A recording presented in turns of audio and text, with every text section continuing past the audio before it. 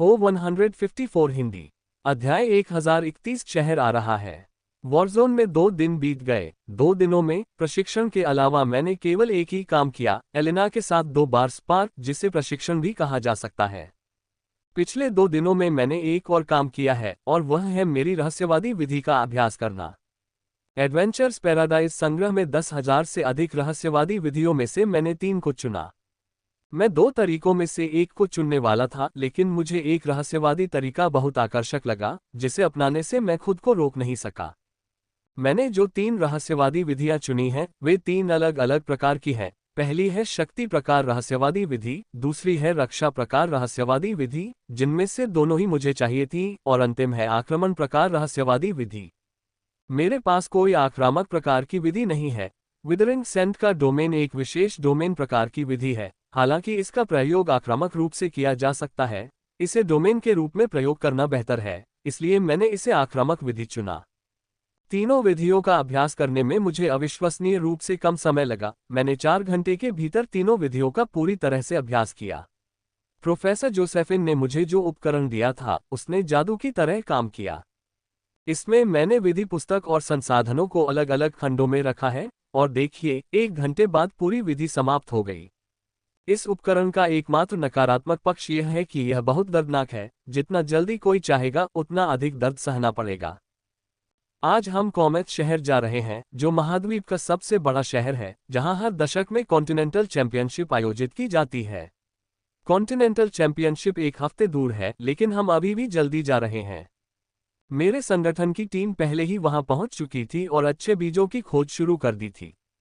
ये केवल मेरा संगठन ही नहीं है, कई अन्य संगठन भी हैं जो अच्छे बीजों की खोज कर रहे हैं, जिनमें 9 सर्वोच्च संगठन भी शामिल हैं।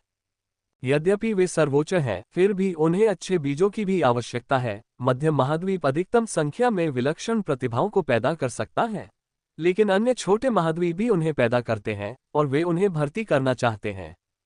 मैं बहुत उत्साहित हूँ, सिर्फ कॉन्टिनेंटल चैंपियनशिप के लिए ही नहीं, बल्कि अपने माता पिता और दोस्तों के लिए भी, जिनसे मैं मिलूंगा। मुझे अपने माता पिता और सिंटर को देखे हुए लगभग 1 साल हो गया था, और अब मैं इंतजार नहीं कर सकता था। वे 2 दिन पहले ही कोमेत शहर के लिए हवाई जहाज पर सवार हो चुके हैं और 3 दिन में वहां पहुंच जाएंगे। लेकिन जिल और उसका भाई, जिसे मैंने 1 साल से अधिक समय से नहीं देखा था, कल वहां पहुंचेंगे। fewebnovel.com। एलेन ने उसे बताया कि वह और उसकी शिक्षिका चैंपियनशिप शुरू होने वाले दिन शहर में आएंगी, इसलिए मैं उनसे केवल प्रतियोगिता के दौरान ही मिल सकती थी। चैंपियनशिप के लिए तैयार हो? प्रोफेसर ने अपने कमरे से बाहर आते हुए पूछा। हम दोनों ने सिर हिलाया। तो फिर चलो कोमेट सिटी चलें, उसने कहा, और उसकी नीली ऊर्जा ने हमें घेर लिया। सब कुछ अंधेरा हो गया, और जब सब कुछ फिर से साफ हो गया, तो हम एक विशाल हवेली के सामने थे। ये हवेली न केवल बड़ी है, बल्कि खूबसूरत भी है। इसमें एक बड़ा बगीचा और एक पुल है, जिसमें डुबकी लगाने का मन करता है। हम हवेली के सामने पहुंचे ही थे कि मैंने पाया कि 30 साल के 2 आदमी हमारे सामने आ गए। मुझे पता भी नहीं चला कि वे कब अचानक मेरे सामने आ गए। मैंने 2 30 वर्षीय पुरुषों को देखा, जो यह समझने की कोशिश कर रहे थे कि वे मुझे क्या एहसास दे रहे हैं, और ये देखकर काफी आश्चर्य हुआ कि ये भी उन्हीं 2 लोगों के समान एहसास देते हैं जिन्हें मैं मारना चाहता हूँ। केवल अंतर ये था कि इन दोनों से मुझे जो एहसास हो रहा था, उसमें तीव्रता कम थी, जबकि सेबर से आए 2 लोगों से मुझे जो एहसास हो रहा था, वह काफी तीव्र था। ये स्पष्ट है कि ये दोनों स्काई सेबर के उन 2 के समान स्तर पर हैं, लेकिन उनकी ताकत में बहुत बड़ा अंतर था। स्काई सेबर के वे 2 आसानी से इन दोनों को खत्म करने में सक्षम होंगे। मैडम, उन्होंने प्रोफेसर जोसेफिन को आदरपूर्वक झुककर कहा, तैयारी कैसी चल रही है? उन्होंने उनसे पूछा। सब कुछ ठीक चल रहा है मैडम, हमने पहले ही बीजों की पहचान कर ली है और प्रतियोगिता में उनकी प्रगति पर नजर रख रहे हैं। बाईं ओर खड़े गोरे आदमी ने जवाब दिया। कड़ी मेहनत करते रहो, हमें दूसरों से पहले कुछ बीज इकट्ठा करने होंगे, उसने कहा, और हवेली की ओर चल दी। एलेना ने मुझे अपने संगठन में भर्ती की प्रक्रिया के बारे में बताया था, और इसे वर्णित करने के लिए केवल एक शब्द है, जटिल। भर्ती प्रक्रिया बहुत जटिल है, क्योंकि वे न केवल व्यक्ति के इतिहास को देखते हैं, बल्कि वे प्रगति की दर, स्वभाव, प्रतिभा और हर चीज की जांच करते हैं। और सबसे बड़ी बात यह कि वे किसी भी ऐसे व्यक्ति को भर्ती नहीं कर सकते थे जो उनके साथ जुड़ना चाहता था। वे किसे भर्ती कर सकते हैं, इसके बारे में नियम है। दुनिया में लगभग 95% संगठन 9 सर्वोच्च संगठन से जुड़े हुए हैं। जिस संगठन में मैं शामिल हुआ वह बहुत अनोखा है क्योंकि ये 2 सर्वोच्च संगठनों को जोड़ता है। ये पूरी दुनिया में एकमात्र ऐसा है जो औपचारिक रूप से 2 सर्वोच्च संगठनों से जुड़ा हुआ है। उन्हें उन लोगों को भर्ती करना है जो उस सर्वोच्च संगठन से जुड़े हैं जिससे वे जुड़े हुए हैं। ये केवल उन लोगों के लिए है जो महाद्वीप पर किसी तरह के संगठन में शामिल हुए हैं, जो लगभग हर कोई करता है।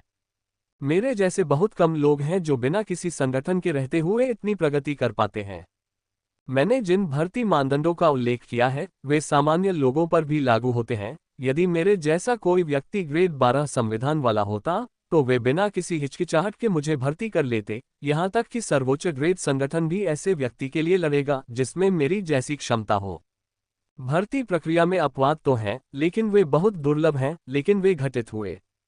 एलिना ने मुझे बताया था कि 3 साल पहले 4 सुप्रीम ग्रेड संगठनों ने एक ऐसे लड़के की भर्ती के लिए लड़ाई लड़ी थी जिसने एक शक्तिशाली वंश को जगाया था। ये लड़ाई सुप्रीम के कुछ निम्न स्तर के सदस्यों के बीच नहीं बल्कि उनके उच्च स्तर के लोगों के बीच थी। मुझे उम्मीद है कि प्रतियोगिता के दौरान ऐसा कुछ होगा। मैं वास्तव में सुपर पावरहाउस के बीच मुकाबला देखना चाहता हूँ। एलिना और मैं अपने कमरे में चले गए जबकि प्रोफेसर जोसेफिन उन 2 लोगों के साथ चली गईं। उन्हें उन लोगों से कुछ व्यवसाय पर चर्चा करनी थी जहां हमारा कोई काम नहीं था। मेरा कमरा बहुत ही आलीशान है। इसे कमरा नहीं कहा जा सकता क्योंकि यह एक ग्रैंड सूइट है जो अब तक का सबसे बेहतरीन कमरा है। इसलिए कमरे की जांच करने के बाद मैं बस दुनिया के सबसे मुलायम बिस्तर पर लेट गया। 1 सप्ताह में चैंपियनशिप शुरू हो जाएगी और इसने मुझ पर थोड़ा दबाव डालना शुरू कर दिया। प्रतिद्वंद्वी बहुत शक्तिशाली होने वाले थे, इतने शक्तिशाली कि मेरी वर्तमान ताकत उन सभी के खिलाफ जीतने के लिए पर्याप्त नहीं होगी। ये दबाव बहुत रोमांचक है। केवल ऐसे दबाव में ही मैं और अधिक सुधार कर पाऊंगा। अभी तक मैंने सबसे अधिक सुधार तब किया है जब मैं बहुत अधिक दबाव में था और चूंकि बचपन से ही ऐसी प्रतियोगिता जीतना मेरा सपना रहा है, इसलिए कहा जा सकता है कि मुझ पर दबाव बहुत अधिक है। मैं सिर्फ अभ्यास के बारे में सोच रहा था और यह सोच रहा था कि मुझे अपने प्रशिक्षण कार्यक्रम में क्या बदलाव करने की जरूरत है ताकि सोते समय मैं अधिक कुशल रह सकूं। नींद एकदम अचानक आए। एक पल मैं अपने विचारों में व्यस्त था और फिर दूसरे पल में सो गया। मैं पूरी सुबह और कुछ दोपहर तक सोया रहा था क्योंकि मैं दोपहर 2 बजे उठा। कुछ घंटों की नींद के बाद मुझे अच्छा महसूस हुआ। इन दिनों मैं सिर्फ प्रशिक्षण ले रहा हूँ, हर पल प्रशिक्षण ले रहा हूँ। यहाँ तक कि पहले जब मैं बिस्तर पर लेटा होता था तो मैं सीक्रेट मेथड का अभ्यास कर रहा था। इस सारी ट्रेनिंग के साथ मैं केवल 6 घंटे की नींद ले रहा हूँ, जो हर दिन मेरे दिमाग और शरीर पर पड़ने वाले दबाव की तुलना में बहुत कम है। इसलिए पहले जब मैं थोड़ा आराम करता था तो मेरा शरीर पूरी तरह से बंद हो जाता था। मुझे अभी जितनी नींद मिल रही है उससे थोड़ी ज्यादा नींद लेनी होगी। प्रशिक्षण महत्वपूर्ण है, लेकिन नींद भी उतनी ही महत्वपूर्ण है।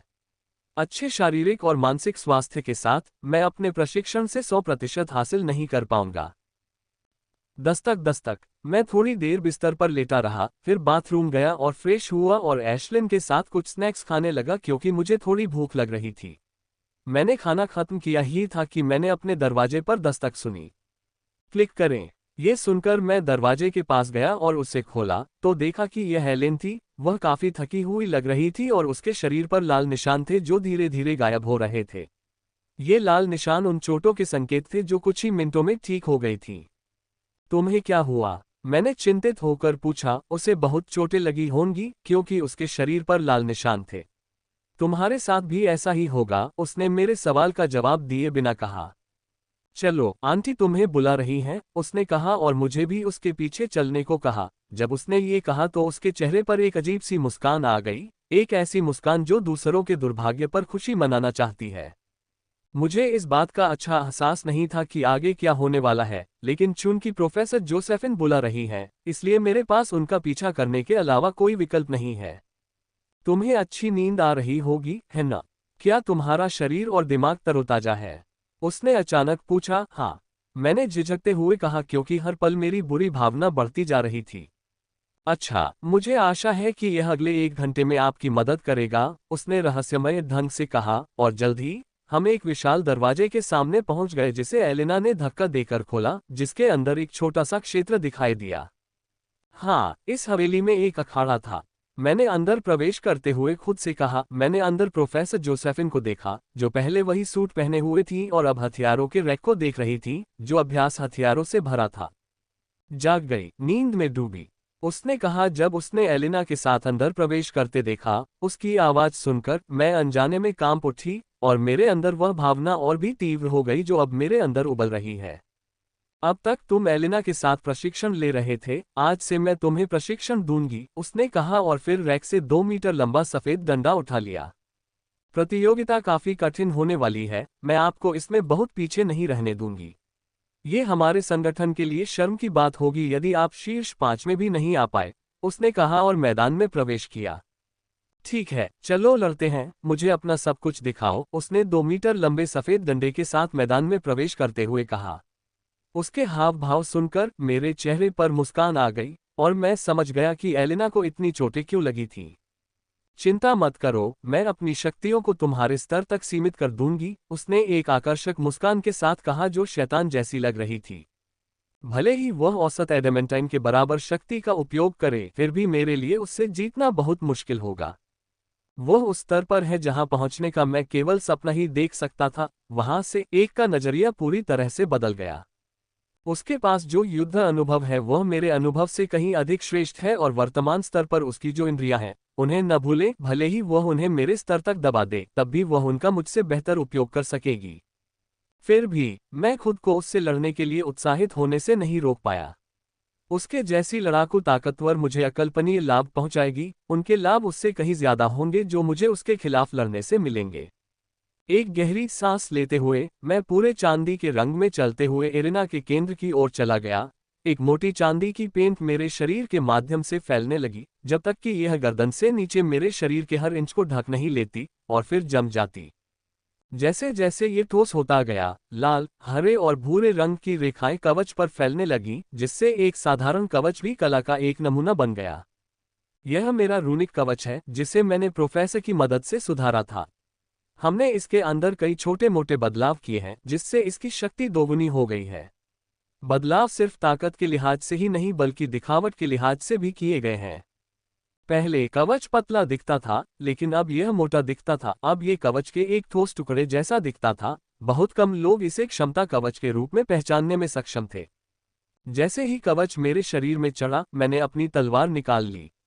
प्रोफेसर के खिलाफ मैं कुछ भी नहीं छुपा रहा हूं, थोड़ा सा भी छुपाना उसके और मेरे लिए अपमानजनक होगा।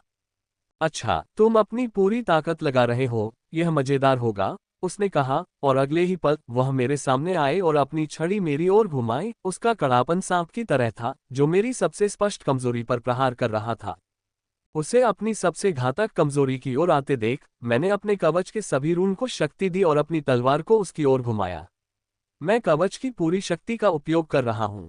मैं ऐसा नहीं करना चाहता था, लेकिन मुझे ऐसा करना ही होगा। अगर मैं इस सांप जैसे डंडे को अपनी कमजोरी पर प्रहार करने से रोकना चाहता हूं, तो मुझे अपनी तलवार की पूरी ताकत लगानी होगी। मेरी तलवार हवा में चीरती हुई प्रोफेसर के सफेद डंडे की ओर बढ़ी और एक क्षण से भी कम समय में वो उसके पास पहुंच गई और जब डंडे ने एक असंभव हरकत की, तो मैंने उसे आगे बढ़ने से रोक दिया। सांप की तरह जब वह मेरी तलवार से टकराने वाला था, तो उसने अपना रास्ता बदल लिया और मेरी जांघों की ओर आ गया। टकराना, क्रैक क्रैक क्रैक, डंडे ने मेरी बाईं जांघ पर जोरदार वार किया और उसकी कई हड्डियां टूट गईं। मुझे खुद को जोर से चिल्लाने से रोकने के लिए पूरी इच्छाशक्ति लगानी पड़ी। आपको ध्यान केंद्रित करना होगा, अपने स्तर एक संवेदी नियम का सही ढंग से उपयोग करना होगा। आप ये सुनिश्चित नहीं कर सकते कि जब आपके हथियार टकराने वाले हों तो आपका दुश्मन कुछ भी करने की कोशिश नहीं करेगा। और अपनी जांघ को बहुत अधिक खुला न छोड़ें। यद्यपि इससे अन्य छिद्रों को कम करने में मदद मिलती है, इससे जांघ का छिद्र बड़ा हो जाता है और चतुर शत्रु इसका अपने लाभ के लिए उपयोग कर सकता है। उसने मुझ पर एक और दर्दनाक हमला करने से पहले सलाह दी। अरे, ये दर्दनाक है, मैंने कहा और दवा की एक और बोतल पी ली। ये प्रोफेसर के प्रशिक्षण का दूसरा दिन है और कुछ मिनट पहले उसने शरीर की लगभग हर हड्डी तोड़ दी थी, ठीक कल की तरह। जो कुछ तुम अभी अनुभव कर रही हो, वही मैं बचपन से अनुभव करती आ रही हूँ, एलिना ने मुझे चिढ़ाते हुए कहा, जिस पर मैंने उसे घूरकर देखा और फिर अपने उपचार पर ध्यान केंद्रित किया। पिटाई को अलग रखते हुए इन 2 दिनों की ट्रेनिंग मेरे लिए बहुत मददगार रही। मैंने पहले कभी नहीं देखी गई तेजी से प्रगति की थी। जिस चीज में मैंने सबसे ज्यादा प्रगति की वह है मेरी ओपनिंग। मेरे शरीर में कई छिद्र थे जिनके बारे में मैंने सोचा था कि वे अभेद्य हैं। मैंने उन्हें स्वयं ही खोल दिया था ताकि अधिक खतरनाक छिद्र को बंद कर सकूं, लेकिन ये छिद्र मेरे विचार से कहीं अधिक खतरनाक थे और प्रोफेसर से लड़ने के कारण मुझे इनके बारे में अच्छी तरह से पता चल गया। जल्द ही मेरी सारी चोटें ठीक हो गईं और मैं अपने कमरे में वापस आ गया। कमरे में सबसे पहले मैंने स्नान किया, नए कपड़े पहने और आराम करने के लिए बिस्तर पर लेट गया क्योंकि प्रोफेसर की पिटाई के कारण मैं अभी भी काफी थका हुआ महसूस कर रहा था। मैं कुछ देर बिस्तर पर लेटा रहा, फिर मैंने अपनी होलो वॉच देखी और ये देखते हुए कि अभी भी आधा घंटा बाकी है, मैंने आराम करना जारी रखा। आधा घंटा पल भर में बीत गया। मैं अपने बिस्तर से उठी और अपने कमरे और हवेली से बाहर चली गई। जिस हवाई जहाज पर जिल और उसका विलियम सवार है, वह 20 मिनट के भीतर कॉमेट शहर में उतरने वाला है और मैं उन्हें लेने के लिए हवाई अड्डे जा रहा हूं। मैं हवेली से बाहर निकला और हवाई अड्डे की ओर उड़ गया। जब मैंने शहर के चारों ओर देखा तो पाया कि यह बहुत अधिक भीड़भाड़ वाला है। आकाश लगभग लोगों से भरा हुआ है जो हर जगह उड़ रहे हैं। ये तो बस शुरुआत है। जैसे जैसे चैंपियनशिप का समय नजदीक आता जाएगा, अधिक से अधिक लोग आएंगे और उस समय शहर लोगों से खचाखच भर जाएगा। धप। जल्द ही मैं हवाई अड्डे के सामने उतरा, जो भी लोगों से खचाखच भरा हुआ था, और निजी लाउंज की ओर चल दिया। प्रोफेसर ने मेरी पहुंच को उन्नत कर दिया था और अब मैं कई चीजों का उपयोग कर सकता था जिन तक नाइट से ऊपर के लोगों की भी पहुंच नहीं थी। इस अति शानदार हवाई अड्डे के लाउंज को ही लीजिए। भीड़ से भरे हवाई अड्डे के विपरीत यह मेरे और कर्मचारियों के अलावा पूरी तरह खाली है। हवाई अड्डे पर कई लाउंज हैं, लेकिन ये सबसे शानदार है जो विशेष रूप से शक्तिशाली संगठनों के सदस्यों के लिए है। और चूंकि शक्तिशाली संगठनों के सदस्य अधिकांशतः वरिष्ठ नागरिकों के साथ यात्रा करते हैं, इसलिए उन्हें लाउंज का उपयोग करने की आवश्यकता नहीं होती, जिसके कारण ये खाली था। मैंने जिल और उसके भाई के साथ एक सेस लाउंज साझा किया था, इसलिए जब वे हवाई जहाज से उतरते तो उन्हें भीड़ भरे हवाई अड्डे से नहीं गुजरना पड़ता। वे सीधे प्रवेश द्वार से लाउंज में प्रवेश कर सकते थे। मैंने लाउंज का इंतजार नहीं किया, बल्कि मैं आगे चला गया और प्रवेश द्वार पर उनका इंतजार करने लगा। 1 वर्ष से अधिक समय हो गया था जब मैंने उसे व्यक्तिगत रूप से देखा था। मैं चाहता था कि जब वह अपने एयरशिप से बाहर आए तो मैं उसका व्यक्तिगत रूप से अभिवादन करूं। समय बीतता गया और जल्द ही मैंने देखा कि वह एयरशिप नीचे उतर रही थी। मैंने देखा कि कैसे विशाल एयरशिप आसमान से नीचे उतरी और फिर जमीन पर उतरी। उतरने के कुछ सेकंड बाद ही उसका दरवाजा खुल गया और लोग बाहर आने लगे। लोग कई मिनट तक बाहर आते रहे, फिर मैंने आखिरकार जिल और विलियम को एयरशिप से बाहर आते देखा। विलियम पहले जैसा ही दिख रहा था, बस थोड़ा बूढ़ा और मजबूत हो गया था, लेकिन जिल पूरी तरह बदल गई थी। वह अब एक प्यारी शर्मीली लड़की नहीं रही, वह एक बेहद खूबसूरत महिला में बदल गई है जिसकी सुंदरता एलेना और एलेन के बराबर है। उसके शरीर पर जो शिशु जैसी चर्बी थी वह पूरी तरह पिघल गई और उसकी जगह उभरी हुई गालों की हड्डियां उभर आईं। वे हवाई जहाज से बाहर निकले और लाउंज के लिए विशेष द्वार की ओर चलने से पहले अपनी होलोवॉच को देखा। उन्हें इस बात का पता चलने में देर नहीं लगी। जैसे ही उन्होंने ऐसा किया, जिल उस स्थान से गायब हो गई और अत्यंत तेज गति से सीधे मेरे सामने आ गई। माइकल, उसने कहा, और इससे पहले कि मैं कुछ कह पाता, उसने मुझे गले लगा लिया, ये देखकर कि मैंने भी उसे गले लगाया है। हम कुछ सेकंड तक गले लगे रहे और फिर आखिरकार एक दूसरे से अलग हो गए। विलियम, काफी समय हो गया है, मैंने उसके भाई की ओर देखते हुए कहा, जो एक शक्तिशाली ऊर्जा उतार चढ़ाव भेज रहा था जो रेजिंग थंडर के गिल्डमास्टर के बराबर था, जिसके साथ मैंने 2 दिन पहले लड़ाई की थी। लेकिन ये जिल से जो मैं महसूस कर रहा हूँ, उसकी तुलना में कुछ भी नहीं है। ईमानदारी से कहूँ तो मुझे जिल से कुछ खास महसूस नहीं हो रहा है, सिवाय इसके कि वह बहुत ही अदम्य है, और जब मैंने उस पर ध्यान केंद्रित किया तो मुझे लगा कि उससे बहुत बड़ा खतरा आ रहा है। ये काफी चौंकाने वाला है क्योंकि नाइट स्टेज में ऐसे बहुत कम लोग हैं जो मेरी वर्तमान ताकत के सामने मुझे खतरा महसूस करा सकें। यहाँ तक कि एलिना, जिसने शक्तिशाली लेवल 3 इनहेरिटेंस को स्वीकार किया है, मुझे कोई खतरा महसूस नहीं कराती है, इसलिए कोई कल्पना कर सकता है कि जिल अभी कितनी शक्तिशाली है। चलो चलें, हम लाउंज में बात करेंगे, मैंने कहा और उन्हें लाउंज में बुक किए गए निजी कमरे में ले गया। जल्द ही हम निजी कमरे में पहुंच गए और उसमें आराम से बैठ गए। ऐसा लगता है कि आप दोनों ने बहुत प्रगति कर ली है, मैंने कहा, जिल शीर्ष पर है और विलियम प्रारंभिक है, भले ही वे अपने स्तर पर औसत हों, फिर भी 1 वर्ष से अधिक की अवधि में ये जबरदस्त प्रगति होगी। आपके बारे में भी यही कहा जा सकता है, आप एडमेंटाइन शिखर तक पहुंच गए हैं। जिल ने मुस्कुराते हुए कहा और जैसे ही वह मुस्कुराई, उसमें उसकी पूर्ण सुंदरता प्रकट हो गई। विलियम, ऐसा लगता है कि जिल ने अंततः तुम्हें हरा दिया है। वो पीक एडमेंटाइन पर पहुंच गई थी, जबकि तुम आरंभिक एडमेंटाइन थे। मैंने उसके आरंभिक एडमेंटाइन स्तर को देखकर चिढ़ाया। ऐसा नहीं है कि उसे पीटा गया था, बात सिर्फ इतनी है कि जब मैंने विरासत स्वीकार की थी तो मेरा स्तर गिर गया था। मैं भाग्यशाली था कि मैं अपना स्तर सिल्वर एलीट से आरंभिक एडमेंटाइन तक लाने में सफल रहा, लेकिन मुझे शिखर एडमेंटाइन तक पहुंचने में अभी भी कुछ समय लगेगा। उन्होंने आह भरते हुए कहा। वह बहुत डींगे मार रहा है, मैं उसकी झूठी आहों को साफ साफ देख सकता था। क्या तुम डींगे मारना बंद करोगे? जिल ने अपने भाई से कहा। लो, इसे पी लो, 1 मिनट में तुम्हारा स्तर ठीक हो जाएगा। मैंने चांदी की बोतल उसकी ओर फेंकते हुए कहा, यह क्या है? उसने पूछा, जैसे कि उसे मेरी बात पर विश्वास ही नहीं हो रहा था। इसे पी लो, मैंने कहा। गल्प। ये देखकर कि मैं उसके प्रश्न का उत्तर नहीं देने वाला हूं, उसने सिगरेट का ढक्कन खोल दिया और कुछ ही सेकंड बाद उसकी शक्ति बढ़ने लगी और साथ ही उसका स्तर भी बढ़ गया। दोनों के चेहरों पर अविश्वसनीयता के भाव उभर आए क्योंकि उन्हें यकीन ही नहीं हो रहा था कि क्या हो रहा है। विलियम का स्तर हर सेकंड बढ़ रहा था, वह इससे बहुत हैरान था। जब तक 45 सेकंड बीत गए, तब तक वह पूरी तरह से अपने चरम एडमेंटाइन स्तर पर पहुंच चुका था। यह क्या है? इस बार जिल ने पूछा। ये कुछ ऐसा है जो मुझे वॉर टॉवर से मिला है। मैंने सहजता से उत्तर दिया। तुम भाग्यशाली कमीने हो, तो तुम क्षेत्र 7 में थे जहां युद्ध टॉवर दिखाई दिया था, विलियम ने कहा। हाँ, मैं वहां प्रवेश करने वाले पहले एडमेंटाइनों में से एक था, मैंने आत्मसंतुष्ट मुस्कान के साथ उत्तर दिया। मैंने जिल और उसके भाई के साथ कुछ घंटे बिताए, पहले लाउंज में और फिर हवेली के लिए रवाना होने से पहले उनके होटल के कमरे में। मैंने उनसे मेरे साथ हवेली में आने को कहा था। मैंने प्रोफेसर से पूछा था कि क्या मेरे दोस्त वहां रह सकते हैं और प्रोफेसर ने हाँ नहीं कहा था, लेकिन जिल और उसका भाई तैयार नहीं थे। वे अपने होटल की गोपनीयता में रहना चाहते थे। धप। मैं जल्दी ही हवेली के सामने उतरा और अपने कमरे में चला गया, जहां मैंने समय बर्बाद न करते हुए अपनी ट्रेनिंग शुरू कर दी। कल मेरे माता पिता आएंगे और मेरे पास ट्रेनिंग के लिए और भी कम समय होगा, इसलिए मुझे आज जितना हो सके उतना प्रशिक्षण लेना है। समय बीतता गया और शाम हो गई और मैंने प्रोफेसर और एलिना के साथ खाना खाया और फिर अपने कमरे में वापस आ गया।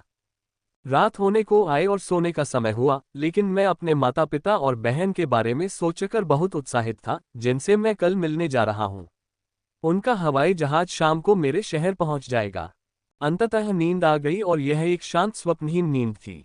अगली सुबह मुझे कल जैसी ही दिनचर्या से गुजरना पड़ा, जहां मैंने एक प्रोफेसर के साथ प्रशिक्षण लिया, जहां उन्होंने मेरे शरीर की हर हड्डी तोड़ दी और मुझे खून से लथपथ फर्श पर छोड़कर चली गईं। प्रोफेसर से प्रशिक्षण के बाद मैंने अपना प्रशिक्षण जारी रखा जो शाम तक चला और फिर मैंने आखिरकार प्रशिक्षण रोक दिया क्योंकि हवाई अड्डे के लिए निकलने का समय हो गया था। मेरे माता पिता का हवाई जहाज 1 घंटे के भीतर कॉमेट शहर में उतरेगा। मैं अपने पसीने से भीगे शरीर को लेकर स्नान के लिए गया। स्नान से बाहर आने से पहले अच्छी तरह से साफ हुआ तथा हवाई अड्डे के लिए रवाना होने से पहले नए कपड़े पहने, जहां मैं कुछ ही मिनटों में पहुंच गया। हवाई अड्डे पर कल की तुलना में बहुत अधिक भीड़ थी। लोग इतनी भीड़ में बाहर आ रहे थे कि ऐसा लग रहा था जैसे वे खतरे से भाग रहे हों। शहर में बहुत अधिक भीड़ होने और आसमान में हमेशा लोगों की भीड़ होने के कारण शहर ने उड़ानों पर कड़े प्रतिबंध लगाने की घोषणा की है। अब केवल एडमेंटाइन्स और विशेष पहुंच या अनुमति वाले लोग ही हवा में उड़ सकते थे। यह मानदंड बहुत सख्त है क्योंकि कोमेट शहर ग्रिम युद्ध क्षेत्र नहीं है, लेकिन अब यह महसूस हो रहा है कि यह ग्रिम युद्ध क्षेत्र और वारजोन है, क्योंकि हवा में बड़ी संख्या में एडमेंटाइन उड़ रहे हैं।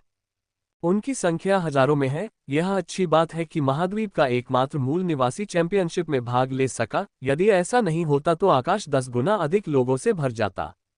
मैंने कल प्रीमियम लाउंज में प्रवेश किया और हवाई पट्टी की ओर चला गया। आमतौर पर लोग वहां पैदल नहीं जा सकते थे, लेकिन प्रोफेसर ने मुझे विशेष पहुंच प्रदान की, जिससे शहर के लगभग सभी दरवाजे मेरे लिए खुल गए। मैं काफी पहले ही आ गया हूं। मेरे माता पिता का हवाई जहाज कॉमेट शहर पहुंचने में अभी भी आधा घंटा बाकी है, इसलिए मैं वहीं खड़ा होकर उनके हवाई जहाज के आने का इंतजार करने लगा। समय धीरे धीरे बीतता गया और अंततः मैंने वह हवाई जहाज देखा जिससे मेरे माता पिता मैदान की ओर उतर रहे थे और 1 मिनट बाद वह अंततः उतरा और उसके द्वार खुल गए। लोग बाहर निकलने लगे और मुझे आश्चर्य हुआ कि मेरे माता पिता तीसरे गेट से बाहर आने वाले पहले व्यक्ति थे।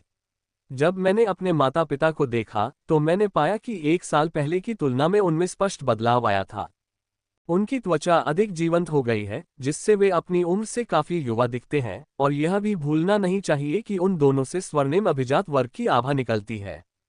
मेरी माँ ने मेरी बहन को गोद में लिया हुआ था, जिसने बिल्ली के कान वाला हेडबैंड पहना हुआ था, जिससे वह बहुत ही प्यारी लग रही थी। भाई, वह पहली व्यक्ति थी जिसने मुझे एयरशिप के पास खड़े देखा और अपनी प्यारी बच्ची जैसी आवाज में जोर से चिल्लाई, जिससे मेरे माता पिता मेरी ओर देखने लगे। माइकल, दोनों ने एक साथ कहा और मेरी ओर बढ़े। माँ, पिताजी, मैंने कहा जब वे मेरे करीब आए और फिर मैंने एक छोटी सी बच्ची को अपने हाथों में लिया जो काफी बड़ी हो गई थी। वह 2.5 साल की नहीं, लगभग 3 साल की है। भाई ने तुम्हें बहुत याद किया, नन्हे मुन्ने, मैंने कहा और उसके गालों पर चुंबन बरसाने लगा। एलिस ने तुम्हें बहुत याद किया भाई, उसने अपने नन्हे से लहजे में कहा और मेरे गालों पर चुंबन किया। मुझे भी तुम्हारी याद आई, एशलिन, उसने कहा और असामान्य रूप से तेज गति से एशलिन को मेरे कंधे से उठा लिया, जिससे मैं भी काफी हैरान हो गया। उसने एशलिन को उठाया और उसके गोल-मटोल शरीर पर चुंबनों की बौछार शुरू कर दी। उसने एशलिन को मुझसे अधिक चुंबन दिए थे और अब वह उसे अपने छोटे हाथों में थामे हुए है। यदि वह मुझ सहित कोई और होता तो वह बहुत पहले ही भाग गई होती, लेकिन वह एलिस के हाथों में रहेगी और वह उसके साथ जो चाहे करेगी।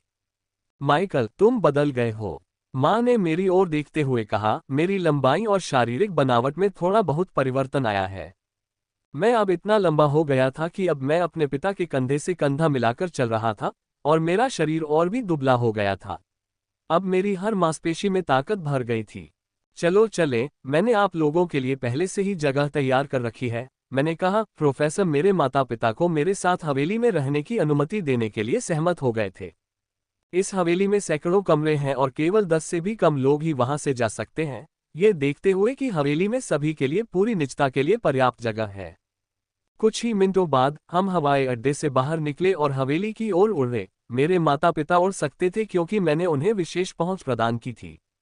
एकमात्र व्यक्ति जो अपने आप उड़ नहीं सकता था वह मेरी बहन थी, लेकिन उसे देखकर और ये देखकर कि वह हवा में कितना आनंद ले रही है, मुझे नहीं लगता कि उसे इससे कोई परेशानी है।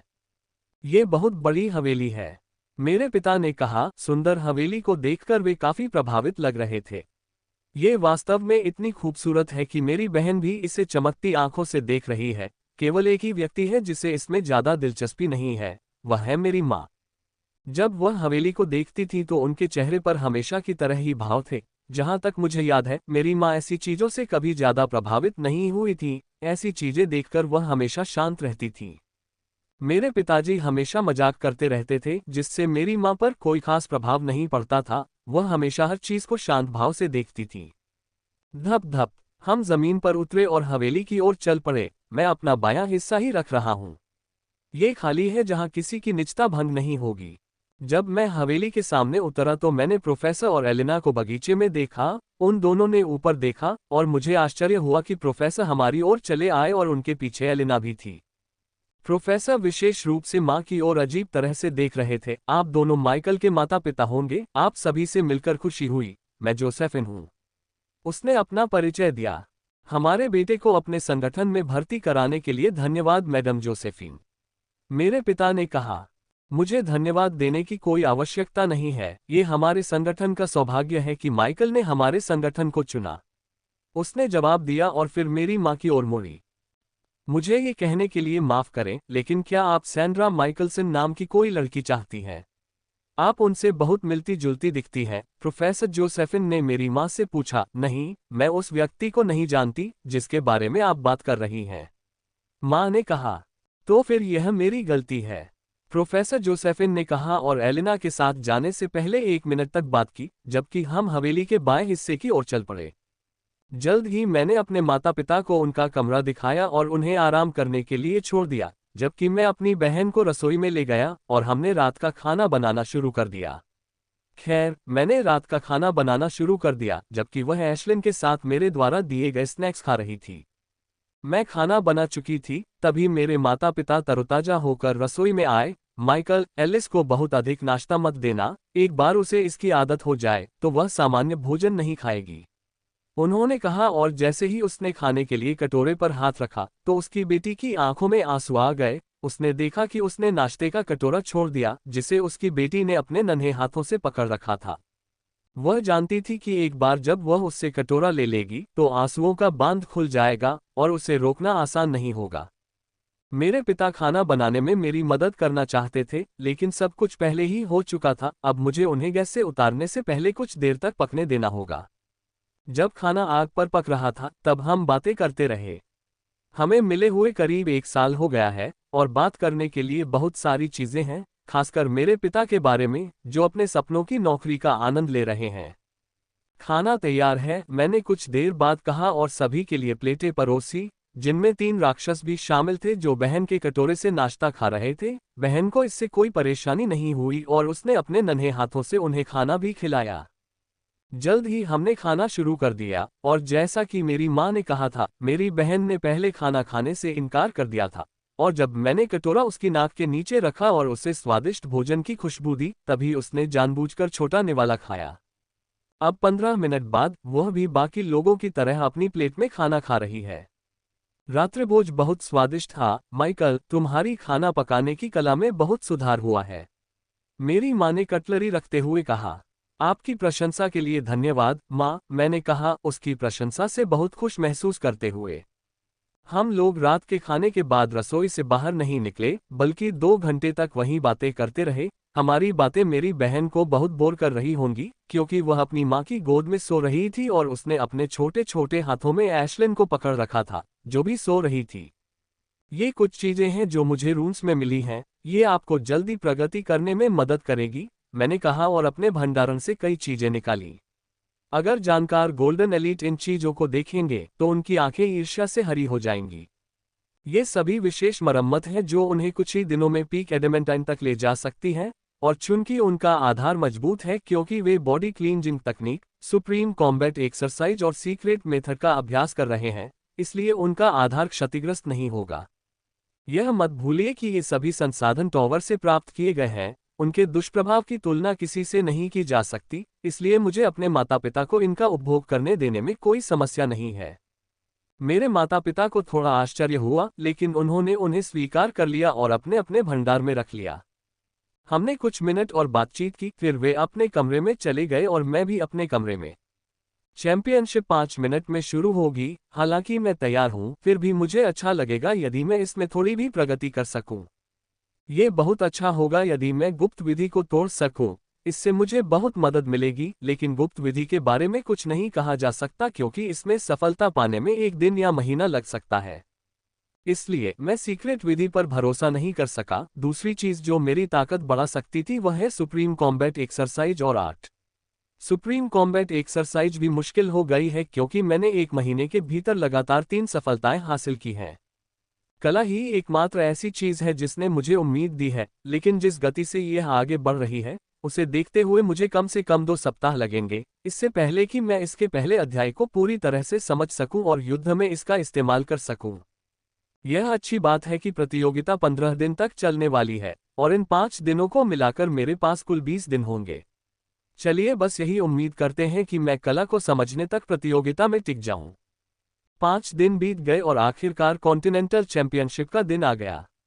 पिछले 5 दिन बहुत जल्दी बीत गए, मेरा समय परिवार और प्रशिक्षण में बीता। 5 दिनों में मुझे कोई खास सफलता नहीं मिली, लेकिन मेरी ताकत काफी बढ़ गई थी, खासकर मेरी कॉम्बैट स्टाइल। प्रोफेसर के साथ रोजाना ट्रेनिंग ने इसे अविश्वसनीय स्तर तक बढ़ा दिया। मेरी युद्ध शैली अब पहले से कहीं बेहतर हो गई है, और जब मैंने कल एलिना के साथ मुकाबला किया था तो मैंने उसे 10 मिनट के रिकॉर्ड समय में हरा दिया था, जो पहले कभी नहीं हुआ था। इतने कम समय में ऐसा करना बहुत मुश्किल है क्योंकि वह मेरी हर हरकत के बारे में जानती है। उसे हराने में मुझे सबसे कम समय आधे घंटे का लगा, इसलिए उसे 10 मिनट में हराना मेरे लिए बहुत बड़ी उपलब्धि थी। मैंने अपने माता पिता से कहा, माँ, पिताजी, मुझे प्रोफेसर के साथ जल्दी जाना है, आप लोग तैयार होने के बाद आना। कॉन्टिनेंटल चैंपियनशिप 1 घंटे में शुरू होगी, लेकिन असली मुकाबले उसके 1 घंटे बाद शुरू होंगे। मैंने उनके लिए पहले से ही सबसे अच्छी सीटें बुक कर ली हैं, जहां से वे एरेना में होने वाली हर लड़ाई देख सकेंगे। तुम अभी जाओ, हम कुछ ही मिनटों में आ जाएंगे, माँ ने कहा। मैंने सिर हिलाया और कमरे से बाहर निकल गया, लेकिन अपनी छोटी बहन को चूमने से पहले नहीं, जिसके छोटे हाथों में एक स्नैक बाउल था जिसमें से वह और एशलिन खा रहे थे। जब से मेरे माता पिता आए हैं, एशलिन लगभग अभिन्न अंग बन गई है। सिवाय सोने के, वे हमेशा साथ रहते हैं, कुछ न कुछ खाते पीते रहते हैं। जल्द ही मैं उस बगीचे में पहुंच गया जहां प्रोफेसर और एलिना इंतजार कर रहे थे, और हम चैंपियनशिप स्थल की ओर उड़ चले। प्रोफेसर ने हमें सीधे वहां नहीं भेजा जैसा कि वह आमतौर पर करती हैं, बल्कि उड़कर उस ओर गईं, जो काफी अजीब है, लेकिन मैंने उनसे कोई सवाल नहीं पूछा। कुछ असामान्य करने के पीछे उनके अपने कारण रहे होंगे। तुम इतनी घबराई हुई क्यों हो? मैंने पूछा। जब से हम उड़ने लगे थे, वह काफी घबराई हुई सी दिख रही थी। हम बहुत शक्तिशाली लोगों से मिलने जा रहे हैं, वे हमेशा मुझे थोड़ा घबरा देते हैं। एलिना ने जवाब दिया। उसने अपनी आंखें थोड़ी सी फेर ली। मुझे पता है कि वह झूठ बोल रही है। एलिना को जाने हुए मुझे 2 सप्ताह हो गए हैं, और इन 2 सप्ताहों में मैंने उसके बारे में काफी कुछ सीखा है, और उनमें से एक ये है कि वह बहुत बुरी झूठ बोलने वाली है। झूठे झूठे आग में जल रहे हो। अचानक प्रोफेसर जोसेफिन ने हमारी ओर मुड़ते हुए कहा। छोटी एली घबराई हुई है क्योंकि वह अपने छोटे प्रेमी से मिलने जा रही है, जिससे वह कुछ महीनों से नहीं मिली थी। प्रोफेसर जोसेफिन ने मजाक उड़ाया। आंटी, एलिना ने पूरी तरह लाल चेहरे के साथ ऊंची आवाज में कहा। यह देखकर प्रोफेसर जोसेफिन हंस पड़ी और हम कार्यक्रम स्थल की ओर उड़ चले। शहर लोगों से भरा हुआ है, हर जगह लोग दिखाई दे रहे थे। चैंपियनशिप के लिए शहर में लाखों लोग इकट्ठा हुए थे, और मैंने सुना है कि ब्लैक मार्केट में टिकट की कीमत 100 गुना से भी ज्यादा बढ़ गई थी। जैसे ही मैंने आयोजन स्थल को देखा, मेरी आंखों में विस्मय भर गया। वह क्षेत्र जहां प्रतियोगिता आयोजित की जा रही थी, वास्तव में विस्मयकारी था। इसका युद्ध क्षेत्र 500 मीटर का था और लाखों लोग इसे हर दिशा से देख सकते थे। जब मैं अपने आप को इतने बड़े मैदान में लड़ते हुए देखता हूं तो मैं नर्वस और उत्साहित दोनों महसूस करता हूं। हमारा गंतव्य एक ऊंचा लाल टॉवर लगता है। यह एरेना का सबसे ऊंचा बिंदु है और केवल सबसे शक्तिशाली लोग ही वहां बैठ सकते हैं। टॉवर के शीर्ष ने एक अंडे के आकार के नीले बल्ब क्षेत्र को घेर लिया, इसलिए कोई यह नहीं देख सकता कि अंदर क्या हो रहा है। खैर, मैं जल्द ही देखूंगा क्योंकि हम उस अंडे शैली बल्ब क्षेत्र की ओर उड़ रहे हैं। जल्द ही हम वहां पहुंच गए और मुझे लगा कि हमारे लिए कोई खिड़की खुल जाएगी, लेकिन ऐसा कुछ नहीं हुआ। प्रोफेसर जोसेफिन सीधे अंदर चली गईं और खिड़की ने उन्हें अंदर जाने दिया। एलिना के साथ भी ऐसा ही हुआ। उन्हें आसानी से अंदर जाते देख मैंने झिझकना छोड़ दिया और आगे बढ़ गया। मैंने पाया कि मैं बिना किसी परेशानी के बल्ब क्षेत्र से अंदर प्रवेश कर रहा हूं। जब मैं दूसरी तरफ गया तो मैंने जो देखा उससे मैं चौंक गया। अंदर एक बहुत बड़ी जगह थी और वहां तैरते हुए प्लेटफॉर्म थे। लगभग 100 तैरते हुए प्लेटफॉर्म थे। प्रत्येक तैरता हुआ प्लेटफॉर्म सुंदर है, उसे सुंदरतम चीजों से सजाया गया है, तथा वहां शक्तिशाली कर्मचारी तैनात हैं। लेकिन जब कोई उन्हें देखता है तो उनमें अंतर दिखता है। मंच के आकार एक जैसे नहीं हैं। 100 मंच 4 आयामों में विभाजित है और उन पर लगी पट्टिका को देखें तो पट्टिका 4 अलग अलग रंगों की है। मंच के ये 4 आकार संगठनों के 4 स्तरों को दर्शाते हैं। वे हैं राजा, सम्राट, तानाशाह और सर्वोच्च। मेरे संगठन के स्थान और स्तर को छोड़कर सब कुछ सही लगता है। मेरे संगठन का मंच सर्वोच्च स्तर के संगठनों से ठीक पीछे है। प्रोफेसर ने कहा था कि हमारा संगठन सम्राट ग्रेड का है, लेकिन यहाँ हमें तानाशाह ग्रेड संगठन का स्थान और पट्टिका मिली है। ये देखकर कि मुझे खुद ही जवाब नहीं मिलेगा, मैंने सोचना बंद कर दिया और प्रोफेसर और एलिना की ओर उड़ चला। वर्तमान में इस स्थान के आधे से भी कम तैरते प्लेटफार्मों पर लोग रहते हैं, और जो लोग भरे हुए हैं वे सभी राजा और सम्राट ग्रेड संगठन के लोग हैं।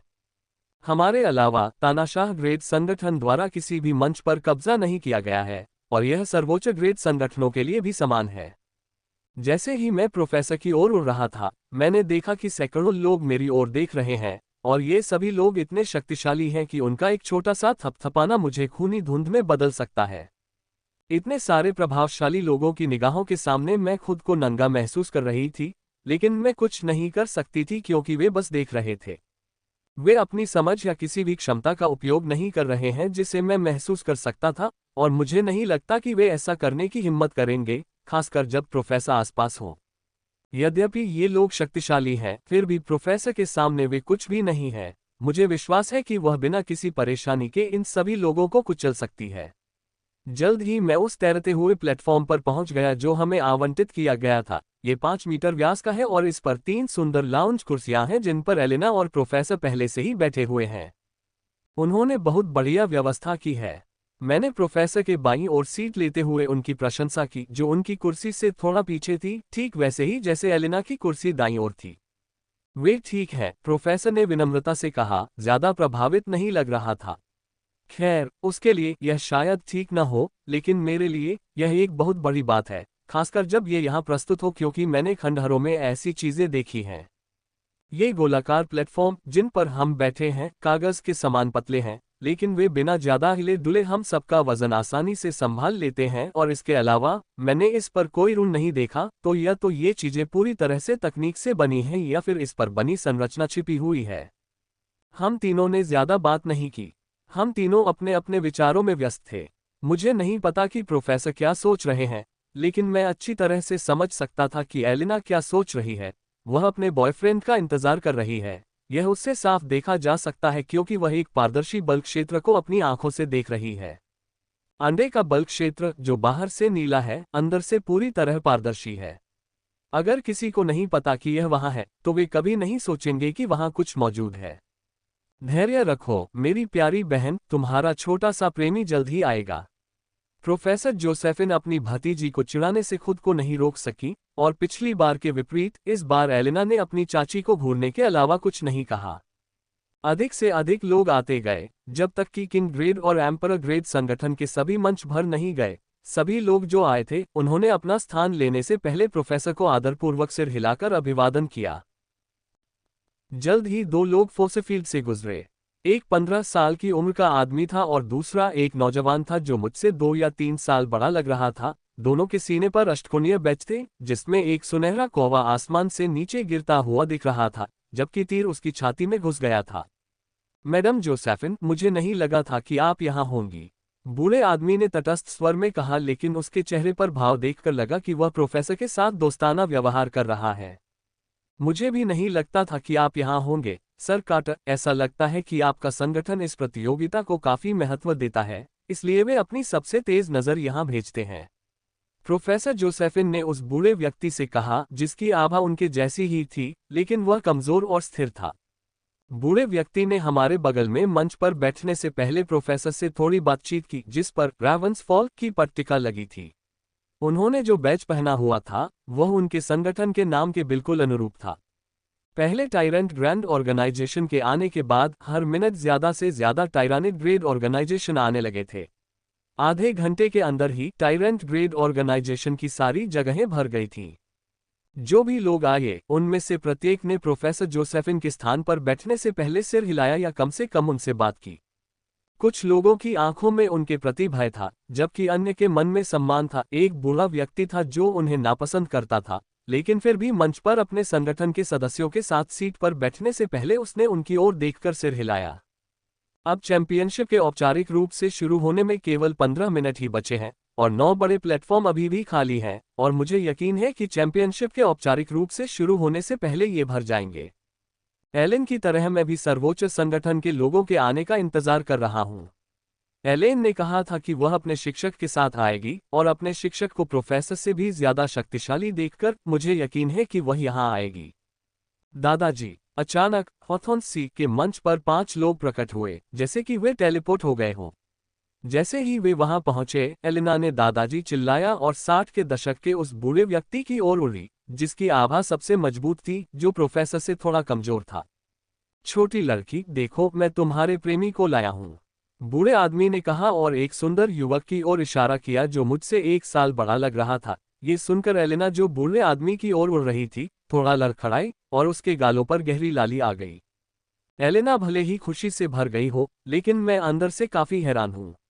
एक शक्तिशाली चाची का होना पहले से ही एक उच्च पृष्ठभूमि है, लेकिन एक दादा का होना जो सबसे शक्तिशाली संगठन का एक शक्तिशाली सदस्य है, उससे भी अधिक हृदय विदारक है। ऐसी पृष्ठभूमि होना बहुत ईर्ष्यापूर्ण है। यदि मेरी ऐसी पृष्ठभूमि होती तो मुझे वह सब कुछ नहीं सहना पड़ता जो मैंने सहा है। हॉथॉर्न सागर से लोगों को आए हुए कुछ ही सेकंड हुए थे कि स्काई सेबर के मंच पर 4 लोग दिखाई दिए, उन्हें देखकर मैं स्तब्ध रह गया और मेरी आंखों में तीव्र घृणा की ज्वाला भड़क उठी। 4 लोगों में से एक अधेड़ उम्र का आदमी है, जबकि 3 युवा पुरुष और महिलाएं हैं। 3 युवा लोगों में से एक युवा है जो मेरी उम्र का है, लेकिन मैं उसे या अधेड़ उम्र के आदमी को नहीं देख रहा हूँ। मैं उन 2 पुरुषों और महिलाओं को देख रहा हूँ जो अपनी उम्र के 30वें दशक में हैं। मैं उन लोगों से नफरत करता हूँ, मैं उनसे इतनी नफरत करता हूँ जितनी मैंने पहले कभी किसी से नहीं की। उनके कारण मुझे जो शर्मिंदगी झेलनी पड़ी, वह बहुत बड़ी है। मुझे अभी भी वे नज़रें और गालियां याद हैं जो मुझे तब झेलनी पड़ी जब लोगों को पता चला कि मैं एक अपराधी हूँ। मेरे साथ भेदभाव किया गया तथा उन्होंने मेरे साथ जो कुछ किया, उसके कारण मैं प्रताड़ित हुई तथा मैं चाहती थी कि उनके साथ भी ऐसा ही हो।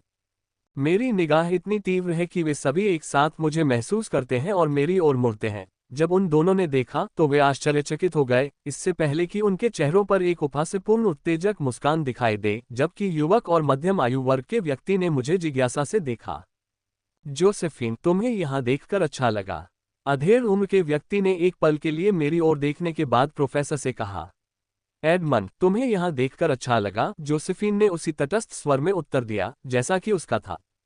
उनके शब्द और कार्य एक दूसरे के लिए काफी विनम्र प्रतीत होते थे, लेकिन ऐसा नहीं था। हर कोई अनुमान लगा सकता था कि उनके बीच कुछ गड़बड़ है।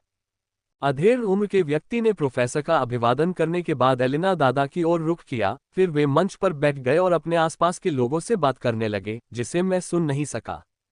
अगले 2 मिनट में अन्य 3 सर्वोच्च संगठन के लोग आ गए, और अब केवल 2-4 ही बचे हैं जो कुछ ही मिनटों में आ जाएंगे। मैंने सोचा कि जब लोगों का एक और समूह सामने आया और मैंने उन लोगों को देखा, तो मैं आश्चर्यचकित हुए बिना नहीं रह सका, खासकर उन महिलाओं को देखकर जो 30 के आसपास की लग रही थीं। जोसेफिन, कितना अच्छा आश्चर्य है, मध्यम आयु वर्ग की महिला ने मुस्कुराते हुए कहा जब वह हमारे मंच पर आए और प्रोफेसर को गले लगा लिया। हाँ, यह एक अच्छा आश्चर्य था सैंड्रा। मुझे उम्मीद नहीं थी कि तुम यहाँ अपने पूरे परिवार के साथ आओगे, प्रोफेसर ने कहा और फिर उन महिलाओं को गले लगाया जिनके साथ वह आई थी। वे दोनों एक दूसरे को बहुत अच्छी तरह से जानती थीं, जिस तरह से वे एक दूसरे से बात कर रही थीं, जबकि मैं उन महिलाओं को घूरता रहा और उनमें मेरी माँ के साथ अद्भुत समानताएं देखता रहा। यह महिला मेरी माँ से पूरी तरह मिलती जुलती तो नहीं थी, लेकिन कई मामलों में वह मेरी माँ से इतनी मिलती जुलती थी कि अगर मैं अपने प्रोफेसर की जगह होता, तो मैं भी प्रोफेसर से पूछता कि क्या वह इस महिला को जानते हैं या नहीं। मैंने अपनी नज़रें उस महिला से हटाईं और उसके साथ आए लोगों की ओर देखा। वहां 50 के करीब का एक बूढ़ा आदमी था, 40 के करीब का एक अधेड़ आदमी था और 2 युवा पुरुष और महिलाएं थीं जो मुझसे 2 या 3 साल बड़े लग रहे थे। उनके चेहरे और इस महिला के चेहरे को देखकर ऐसा लगता है कि 50 साल का वह बूढ़ा आदमी, दोनों में समानता को देखते हुए, संभवतः उसका पिता या चाचा या शायद भाई भी हो सकता है। 40 वर्ष की आयु वाला व्यक्ति संभवतः उसका पति है तथा लड़की और लड़का उनके बच्चे हैं, क्योंकि उनमें उन दोनों के साथ कई समानताएं हैं। मैं इस बात से काफी हैरान हूं कि वह मेरी माँ से कितनी मिलती जुलती है, लेकिन मुझे नहीं लगता कि वे एक दूसरे से जुड़ी हुई हैं। सबसे पहले, क्योंकि दुनिया में अरबों लोग रहते हैं, ऐसे कई लोग होंगे जो किसी एक से समानता रखते होंगे। कुछ महीने पहले मुझे एक ऐसा युवक मिला जिसकी कई लोगों से काफी समानताएं थीं। और दूसरा, इन लोगों के पास बहुत ज्यादा शक्ति है, यहाँ तक कि 20 की उम्र के आसपास के युवा पुरुषों और महिलाओं के पास भी स्काई सेबर के 2 लोगों के समान ही शक्ति है। इसलिए नहीं, मुझे नहीं लगता कि वे किसी भी तरह से संबंधित हैं। और यही युवक कौन है? महिला ने अचानक मेरी ओर मुड़ते हुए पूछा। इसका नाम माइकल है, वह मेरे संगठन के लिए भर्ती किया गया है, उसने जवाब दिया। मुझे एक महिला की निगाहों के सामने थोड़ा असहज महसूस हुआ। वह बहुत शक्तिशाली है। हालांकि वह प्रोफेसर जितनी शक्तिशाली नहीं है, लेकिन फिर भी इतनी शक्तिशाली है कि उसकी एक सांस मुझे दुनिया से मिटा सकती है। वह निश्चित रूप से काफी प्रतिभाशाली होगा, जिसे जोसेफिन कार्लिस्टन ने खुद नियुक्त किया है, महिला ने कहा, और उसकी नज़र काफी तीव्र हो गई, और यह इतनी तीव्र हो गई कि मेरे शरीर के सारे बाल खड़े हो गए। मैं उसकी नज़र के सामने 1 इंच भी हिलने में असमर्थ था। सैंड्रा, प्रोफेसर ने कहा। तभी महिला की निगाहें गहरी हो गईं। ओह माय, मुझे खेद है, एक पल के लिए मैं भूल गई कि वह अभी भी नाइट स्टेज पर है। उसने प्रोफेसर से माफी मांगी और उसकी निगाहें सामान्य हो गईं। उसकी नज़र सामान्य होने के बाद मैं आखिरकार बिना किसी परेशानी के सांस ले पा रहा था। उसकी नज़र 1 सेकंड से भी कम समय के लिए तीव्र हो गई थी, लेकिन फिर भी वह उस समय के लिए मेरे शरीर और आत्मा को रोकने में सक्षम थी। यदि वह 1 मिनट के लिए भी मुझे इसी नज़र से देखती रहती तो मुझे यकीन है कि मेरे शरीर और आत्मा को स्थायी क्षति पहुंचती, जिसे ठीक करना बहुत मुश्किल होता। मैं इस महिला पर बहुत क्रोधित हूँ। उसने जो किया वह हमला था। भले ही उसने अनजाने में ऐसा किया हो, फिर भी यह एक हमला ही है, और इसके लिए उसने माफी मांगी, लेकिन मुझसे नहीं बल्कि प्रोफेसर से, जिससे मुझे उस पर और भी अधिक गुस्सा आ गया। लेकिन अगर मैं उस पर गुस्सा भी हूं तो क्या कर सकता हूं? वह इतनी भयानक रूप से शक्तिशाली है कि उसका एक छोटा सा थपथपाना मुझे खूनी धुएं में बदल सकता है। इसलिए मैंने आगे देखने से पहले अपने अंदर महसूस हो रहे गुस्से को निगल लिया, और जो दृश्य मैंने देखा उससे मेरा मूड और भी खराब हो गया। महिला मिस्टसन से है और उनका मंच स्काई सेबर के ठीक बगल में है। मंच पर बैठे लोग एक दूसरे से उत्साहपूर्वक बात कर रहे हैं, और उनके चेहरों के भाव देखकर ऐसा लग रहा था कि दोनों पक्षों के बीच एक दूसरे के साथ अच्छे संबंध हैं। कुछ और मिनट बीत गए हैं और 2 और प्लेटफार्मों पर कब्जा कर लिया गया है, और अब केवल विजडम टॉवर और क्रिस्टल डोमिनेशन के प्लेटफॉर्म खाली रह गए हैं। मैं खाली प्लेटफॉर्म को देख ही रहा था कि अचानक विजडम टावर के प्लेटफॉर्म पर एक व्यक्ति दिखाई दिया। वह दूसरों से अलग, अकेला आया था। वह काफी युवा था और उसकी उम्र 30 के आसपास लग रही थी। वह बहुत सुंदर है और गहरे नीले रंग का सूट तथा काली टाई पहने हुए है, तथा उसके हाथ में एक तलवार है जो उसे और भी अधिक आकर्षक बना रही है। जैसे ही वह सामने आए, उन्होंने मुस्कुराते हुए सुप्रीम ऑर्गेनाइजेशन के सभी लोगों से बात की और फिर प्रोफेसर की ओर मुड़े। जोसेफिन, मुझे उम्मीद नहीं थी कि आप यहाँ आएंगी, उन्होंने आकर्षक मुस्कान के साथ कहा। मुझसे एक और शब्द बोला और मैं तुम्हारे शरीर की हर हड्डी तोड़ दूंगा। प्रोफेसर ने धमकी दी। धमकी सुनकर उसके चेहरे पर आकर्षक मुस्कान सख्त हो गई, और प्रोफेसर को देखते ही उसकी आंखें नफरत से जलने लगीं। जब मैंने प्रोफेसर की तरफ देखा तो मैंने पाया कि वह काफी गुस्से में दिख रही थी। जब से मैं उनसे मिला हूं, मैंने उन्हें पहले कभी इतने गुस्से में नहीं देखा। ऐसा लगता है कि दूसरे लोग कुछ जानते हैं, क्योंकि वे एक दूसरे से आंख मिलाते हुए नाटक को देख रहे थे। विजडम टॉवर से आए सुंदर आदमी ने गुस्से में कुछ कहने के लिए अपना मुंह खोला, लेकिन प्रोफेसर के चेहरे के हाव भाव को देखते हुए उसके मुंह से कोई शब्द नहीं निकला। मैं जितनी शक्तियां भेज सकता था, उनमें से प्रोफेसर जोसेफिन सबसे शक्तिशाली हैं। यहाँ कोई भी ऐसा नहीं है जिसकी आभा प्रोफेसर जितनी मजबूत हो। एकमात्र समस्या यह है कि उसकी आभा काफी अस्थिर है, जो हर सेकंड कम होती जाती है। सभी लोग चुपचाप खड़े होकर प्रोफेसर और उस सुंदर व्यक्ति के बीच हो रहे मौन टकराव को देख रहे थे। तभी क्रिस्टल डोमिनेशन के खाली मंच पर 3 व्यक्ति प्रकट हुए। जैसे ही वे 3 लोग सामने आए, सभी के चेहरे के भाव बदल गए और प्रोफेसर सहित सभी खड़े हो गए। लेडी विवियन, उन्होंने अन्य लोगों की तरह महिलाओं से सम्मानपूर्वक बात की। मैं खड़ा हो गया, और जब मैंने उनकी ओर देखा तो मेरी आंखों में अचेतन श्रद्धा प्रकट हुई। वह सबसे मजबूत व्यक्ति है जिसे मैंने कभी देखा है। उसका आभामंडल एक प्रोफेसर से भी अधिक शक्तिशाली है, और इसे महसूस करने पर श्रद्धा की भावना उत्पन्न होती है। मंच पर बैठने से पहले उन्होंने वहां उपस्थित सभी लोगों की ओर तटस्थ मुस्कान के साथ देखा। जैसे ही उन्होंने ऐसा किया, अन्य लोगों ने भी उनका अनुसरण किया। माइकल, मैंने अपना नाम बताया और अगले ही पल एक आकर्षक महिला मेरे सामने आई और मुझे गले लगा लिया। काफी समय हो गया है, एलेन, मैंने एलेन को गले लगाते हुए कहा। एलेन अपनी शिक्षिका के साथ आई थी, जैसा कि उसने कहा था। मैं महसूस कर सकता था कि सभी लोग मेरी ओर आश्चर्य से देख रहे थे, जिनमें प्रोफेसर और एलेना भी शामिल थे। केवल उसके शिक्षक और मंगेतर ही ऐसे लोग थे जो आश्चर्यचकित नहीं थे। मैडलिन, तुम्हें भी देखकर अच्छा लगा, मैंने मैडलिन से कहा, जो एलेन के पास खड़ी थी। तुम्हें भी देखकर अच्छा लगा, माइकल, उसने जवाब दिया, और मैं उससे कुछ कहने ही वाला था कि मैंने देखा कि एलेन ऊपर से नीचे तक देख रही है। माय माइकल, तुमने बहुत अच्छी प्रगति की है, तुम्हें फिर से हराना मजेदार होगा, उसने अजीब तरह से मुस्कुराते हुए कहा। उसकी अजीब मुस्कान देखकर मैं अनजाने में ही कांपने से खुद को नहीं रोक सका। मुझे नहीं पता था कि आप लेडी विवियन की छात्रा को जानते हैं, एलेना ने पूछा, जब एलेन और मैडलिन अपने मंच पर वापस चले गए, क्योंकि चैंपियनशिप 1 मिनट में औपचारिक रूप से शुरू होने वाली थी। हम बचपन के दोस्त हैं, मैंने जवाब दिया। आप भाग्यशाली हैं कि वह आपकी दोस्त है, उसने लेडी विवियन की ओर देखते हुए कहा। मैं बस मुस्कुरा दी। हालांकि मैं खुश हूं कि एलेन को इतना शक्तिशाली शिक्षक मिल गया, मैं उसके शक्तिशाली शिक्षक का उपयोग करने की इच्छा नहीं रखती थी। मैं चाहता तो उसकी टीचर की मदद से अपने ऊपर लगे आपराधिक टैग को आसानी से मिटा सकता था, लेकिन मैंने ऐसा नहीं किया। हालांकि यह एक निर्विवाद तथ्य है कि मैंने उससे जो मदद ली उसमें कुछ हद तक उसकी टीचर का भी हाथ था, फिर भी वह मदद सीमा के भीतर थी। मैं अपने विचारों में खोया हुआ था, तभी चैंपियनशिप में औपचारिक रूप से चिल्लाहट शुरू हुई। बूढ़ा केन मंच के बीच में आया और कुछ कहने लगा। ये बूढ़ा आदमी महाद्वीप के मामलों का प्रमुख है और काफी शक्तिशाली है, लेकिन यहाँ बैठे लोगों जितना शक्तिशाली नहीं है।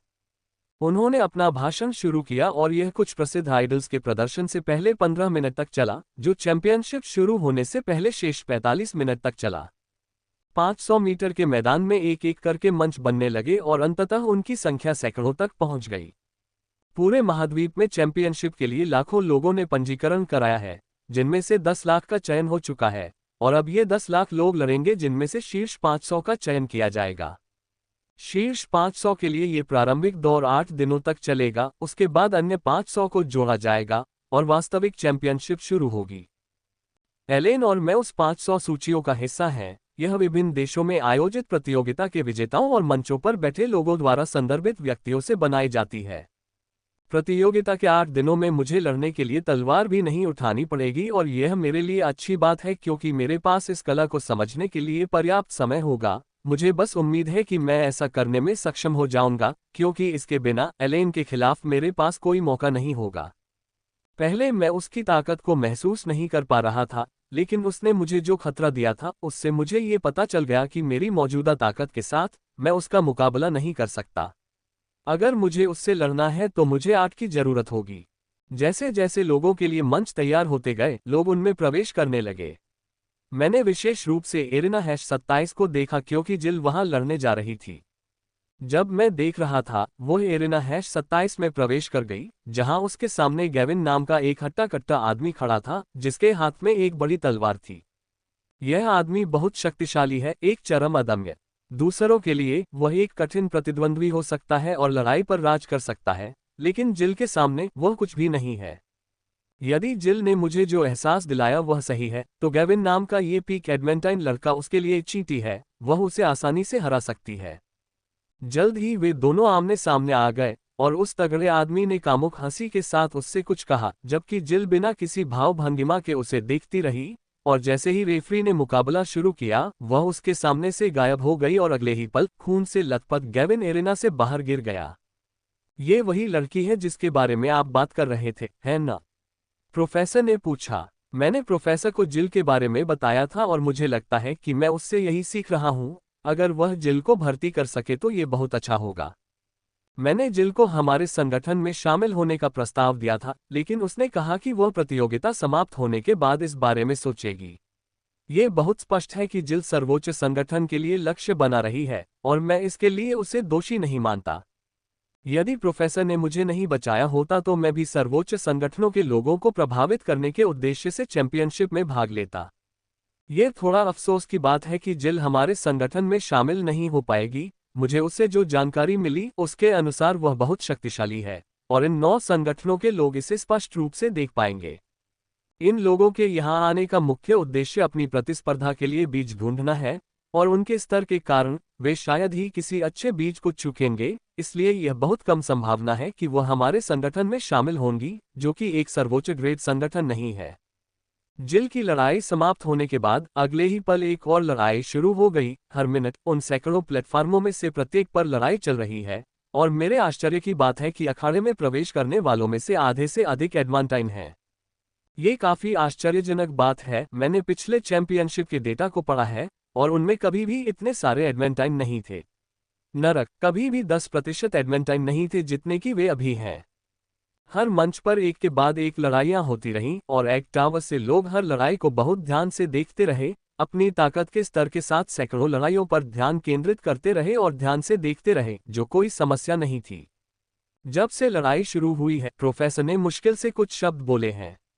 वह हमेशा विशाल एरिना में होने वाली लड़ाइयों पर ध्यान केंद्रित करती थी। टॉवर में अन्य लोगों की तरह वह पूरी तरह से नीचे हो रही लड़ाइयों पर ध्यान केंद्रित करती है।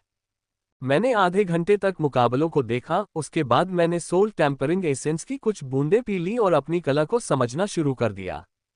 प्रोफेसर ने मुझसे कहा था कि मुझे सभी लड़ाइयां देखने की जरूरत नहीं है और अगर मैं चाहूं तो वह मुझे पहले घंटे के बाद वापस हवेली में भेज सकती हैं। मैं उससे आधे घंटे बाद मुझे वापस हवेली में टेलीपोर्ट करने के लिए कहने जा रहा हूँ। एलेन की ताकत देखकर मैं बहुत दबाव महसूस कर रहा हूँ। मुझे पूरा यकीन है कि अगर हम लड़ेंगे तो वह मुझे जल्द से जल्द खत्म करने की कोशिश करेगी, वह दया नहीं दिखाएगी, खासकर मेरे लिए। इसलिए मुझे अपनी ताकत बढ़ानी पड़ी, भले ही मुझे ऐसा महसूस न हो कि मैं उससे हरा सकता हूँ। मुझे उससे लड़ने के लिए पर्याप्त शक्तिशाली होना था, या कम से कम उसके खिलाफ 1 घंटे तक टिकना था। 7 दिन बीत चुके थे और प्रतियोगिता का उत्साह सीमा से परे पहुंच गया था और लोग इसके प्रति पागल हो रहे थे। एडमेंटाइन स्तर के शक्तिशाली लोगों की लड़ाई के साथ चैंपियनशिप ने दर्शकों की संख्या के सभी पिछले रिकॉर्ड तोड़ दिए थे और टिकटों की कीमतें विश्वास से परे पहुंच गई थीं।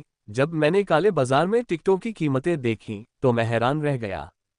यह अच्छी बात है कि काले बाजार पर कड़ी कार्रवाई से सबसे बड़े सट्टेबाजों पर शिकंजा कसा गया, लेकिन फिर भी सभी काला बाजारी कारोबारियों पर लगाम नहीं लग पाए। टिकटों से होने वाला मुनाफा इतना अधिक है कि वे बड़ा जोखिम उठाने को तैयार हो गए हैं। चैंपियनशिप शुरू हुए 7 दिन हो चुके हैं और शीर्ष 500 का चयन हो चुका है, और उनमें काफी छिपी हुई प्रतिभा है। प्रोफेसर ने मुझे बताया कि शीर्ष 500 में 10 लोग हैं जिनसे मुझे सावधान रहना चाहिए, और इन लोगों का चयन कई चरणों में किया जाता है। और यह न भूलें कि 200 लोग ऐसे हैं जिन्हें विभिन्न संगठनों के लोगों द्वारा रेफर किया जाता है, जहां सबसे निचले स्तर वाले ने लेवल 1 को स्वीकार कर लिया था, और जहां तक उच्चतम स्तर वाले का सवाल है तो प्रोफेसर को भी नहीं पता था। लेकिन उन्होंने कहा कि हो सकता है कि सर्वोच्च संगठनों द्वारा संदर्भित कुछ लोगों ने स्तर 4 या स्तर 5 की विरासत स्वीकार कर ली हो। freeweb8oval.com। अपनी वर्तमान शक्ति के साथ मैं उस व्यक्ति के खिलाफ लड़ सकता हूं और जीत सकता हूं जिसने स्तर 4 की विरासत स्वीकार की थी, लेकिन मैं स्तर 5 के खिलाफ लड़ने में सक्षम नहीं हूं। 8 दिनों में मैंने काफी अच्छी प्रगति की है, लेकिन मैं अभी भी कला के अध्याय 1 को पूरी तरह से समझने में सक्षम नहीं हूं। इसका एक छोटा सा हिस्सा अभी भी समझना बाकी है। यह मेरे लिए सिरदर्द बन गया है क्योंकि इसे समझना बहुत मुश्किल है। मैं अपनी पूरी कोशिश कर रहा हूं, लेकिन मुझे इसे समझने में अभी भी कुछ समय लगेगा, और कितना मुझे इसका कोई अंदाजा नहीं है। मैं अंतिम भाग पर अटका हुआ था, जिसे मैं अगले कुछ मिनटों या अगले महीने ही समझ पाऊंगा। इसके बारे में कुछ नहीं कहा जा सकता। यद्यपि पिछले सप्ताह मैंने कोई प्रत्यक्ष प्रगति नहीं की है, फिर भी मेरी शक्ति में काफी वृद्धि हुई है, जो मुझे शीर्ष 10 में ले जाने के लिए पर्याप्त होगी, ऐसा मुझे विश्वास है। जहां तक शीर्ष 10 में मेरी स्थिति का प्रश्न है, यह इस बात पर निर्भर करेगा कि चैंपियनशिप के दौरान मैं कितनी प्रगति कर पाऊंगा। कौन जानता है, हो सकता है कि आज किसी मुकाबले के दौरान मैं अपनी कला का पहला अध्याय समझ जाऊं। क्या तुम तैयार हो, माइकल?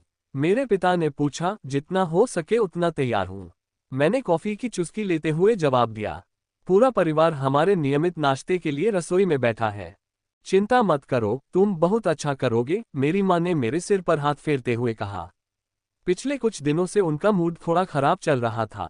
मैंने पूछा था कि क्या हुआ था, लेकिन वह सवाल टाल गई, और मैंने इसके बारे में नहीं पूछा। जब वह तैयार होगी तो मुझे बताएगी।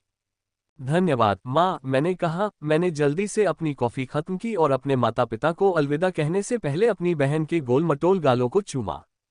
पिछले 8 दिनों से मैं प्रोफेसर और एलिना के साथ चैलेंज में भाग लेने जा रहा हूँ। क्या तुमने वह सूची देखी है जो मैंने तुम्हें भेजी थी? प्रोफेसर ने कहा। हाँ, मैंने जवाब दिया। कुछ घंटे पहले जब शीर्ष 1000 की सूची अंतिम रूप से तैयार हो गई थी, प्रोफेसर ने मुझे सूची भेजी थी। इसमें सभी के बारे में जानकारी थी। मैंने 2 घंटे में सभी को पढ़ लिया क्योंकि 1000 लोगों में से 800 पूरी तरह से बेकार हैं, इसलिए मुझे सिर्फ उनकी जानकारी पढ़नी थी। केवल 200 लोगों पर ध्यान केंद्रित करना था। प्रदान की गई जानकारी काफी विस्तृत है, लेकिन वह सभी लोगों की विस्तृत जानकारी प्रदान करने में सक्षम नहीं थी। ऐसे 100 से कुछ लोग हैं जिनका विवरण न्यूनतम स्तर पर है।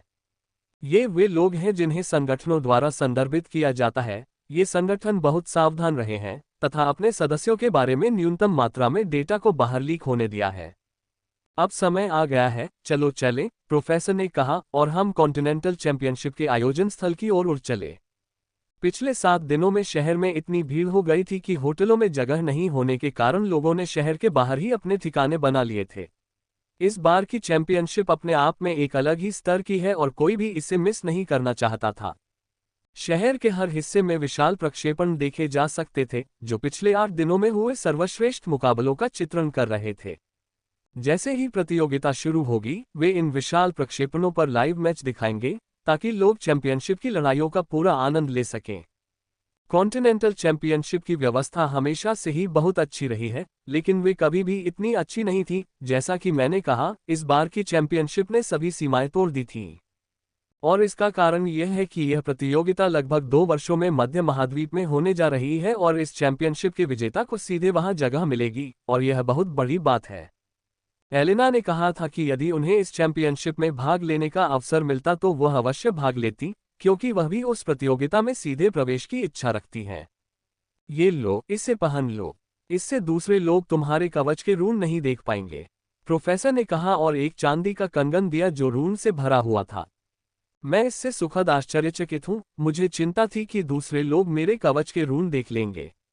अगर सामान्य लोग इसे देख ले तो ठीक है, लेकिन अगर प्रोफेसर स्तर के लोग इसे देख ले तो यह एक समस्या होगी। हालांकि मुझे नहीं लगता कि कोई भी मेरे कवच को बाधित कर सकता है, खासकर वे जो मेरे खिलाफ लड़ रहे हैं। मैं अभी भी नहीं चाहता कि दूसरे लोग मेरे रूनिक गठन को देखें। उन शक्तिशाली लोगों को मेरे कवच को पूरी तरह से समझने के लिए बस एक बार इसे देखने की जरूरत है। एक बार ऐसा हो जाने पर वे अपने सदस्यों को मेरे खिलाफ लड़ने की रणनीति बनाने में मदद करेंगे। यदि ऐसा हुआ तो यह मेरे लिए काफी हानिकारक होगा। क्या ये वास्तव में दूसरों को मेरे रूनिक फॉर्मेशन को जानने से रोकता है? मैंने इसे पहनते हुए पूछा। चिंता मत करो, ये कलाकृति इतनी शक्तिशाली है कि लेडी विवियन को भी इसके अवरोधों को देखने के लिए काफी ध्यान लगाना पड़ेगा, प्रोफेसर ने उत्तर दिया। ये सुनकर मैं राहत की सांस लेने से खुद को रोक नहीं सका। धन्यवाद, मैंने कृतज्ञतापूर्वक कहा। ये कुछ भी नहीं है, प्रोफेसर ने अनिर्णित भाव से कहा जब हम कार्यक्रम स्थल की ओर अपनी यात्रा जारी रख रहे थे।